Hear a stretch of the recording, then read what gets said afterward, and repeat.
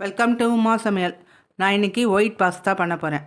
அதுக்கு ஒரு பெரிய வெங்காயம் ஒன்று இந்த ரொம்ப பொடியாகலாம் பெருசாகலாம் இந்தமாரி நறுக்கிக்கணும். ஒரு ஆஃப் ப்ரோக்கோலி, ஒரு 10 பல்லு பூண்டு பொடியாக நறுக்கி வச்சுருக்கேன்.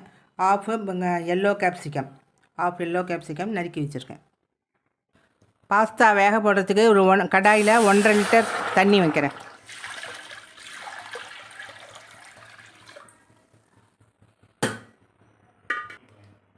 பாஸ்தாவுக்கு தேவையான உப்பு, இது ஒரு 4 பேர் சாப்பிட்ற அளவுக்கு நான் பண்ணுறேன்.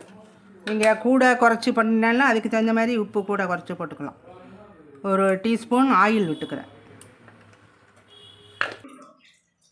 தண்ணி நல்லா கொதி வருது, பாஸ்தாவை போட்டுறேன். இந்த அளவு எடுத்துருக்கேன் பாஸ்தா.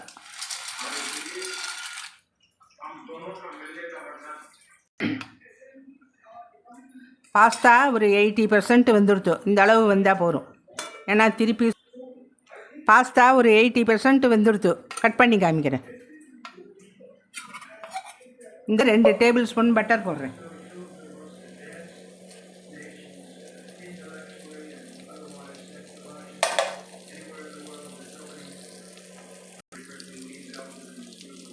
இப்போ ஒரு 10 பல்லு பூண்டு நெருக்கி வச்சால அதை போடுறேன்.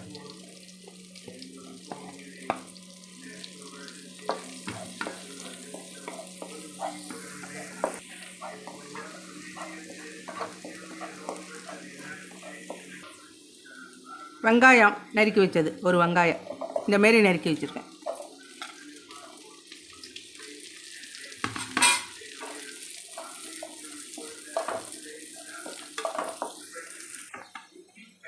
ப்ரோக்கோலி போட்டுறேன்.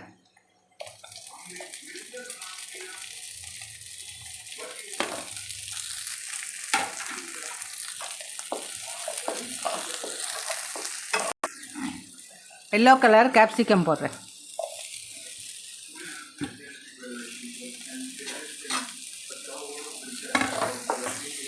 இது ஃபுல்லாக வேகக்கூடாது, ஆஃப் வெந்தால் போதும். ஆயில் சாப்பிட்டா க்ரன்ச்சியாக இருக்கணும். தேவையான சால்ட்டு போட்டுருவேன்.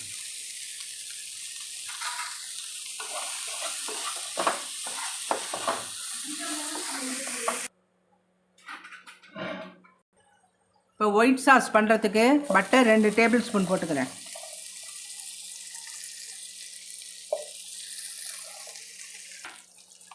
இப்போ மைதா மாவு 4 டேபிள் ஸ்பூன் போட்டுக்கிறேன்.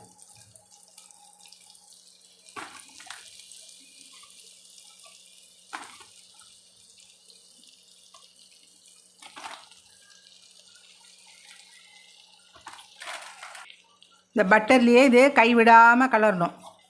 சிம்மில் வச்சுட்டே தீயக்கூடாது, ஒயிட்டாகவே இருக்கணும், கலர் மாறாமல்.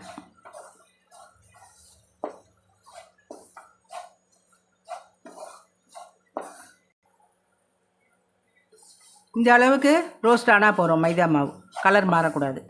இப்போ 2 டம்ளர் பால் விடுறேன். இதில்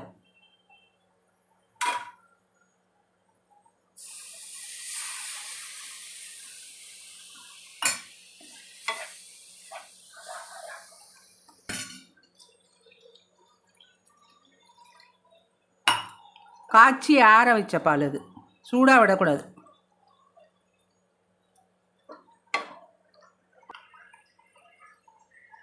ஒயிட் பெப்பர் தூள் போடுறேன்,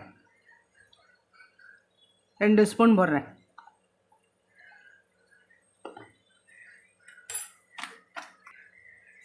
சில்லி ஃப்ளேக்ஸ் அப்போ பண்ணது போனால் அதுவும் 2 டீஸ்பூன்.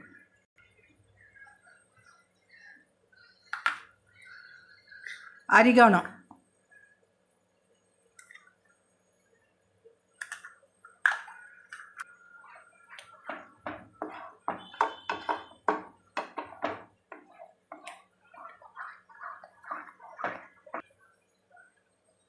வதக்கி நான் காயெல்லாம் போட்டுறேன்.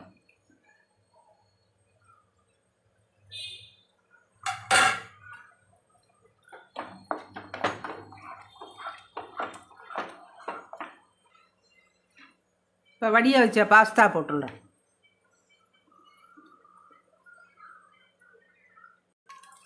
இப்போ சீஸ் 2 ஷீட் போடுறேன்.